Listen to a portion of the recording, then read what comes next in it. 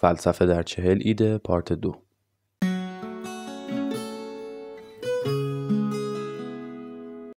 اودایمونیا یک کلمه قدیمی یونانیه که معمولاً اون رو به شکوفایی ترجمه میکنه.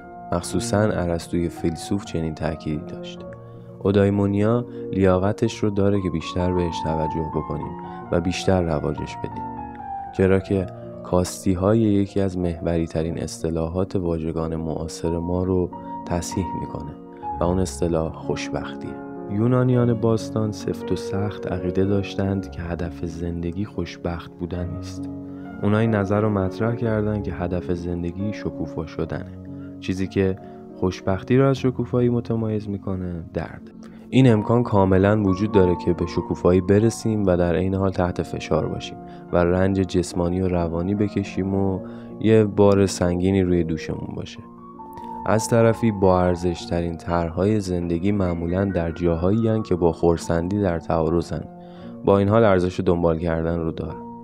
بنابراین نباید هم‌مغرم ما خوشبخت بودن باشه، بلکه باید با واقع گرایی، بلند پروازی و شکیبایی بیشتری که لازمه جستجوی اودایمونیا یا همون شکوفاییه همه بخش‌های زندگی رو بپذیریم و به سمت شکوفا شدن حرکت کنیم.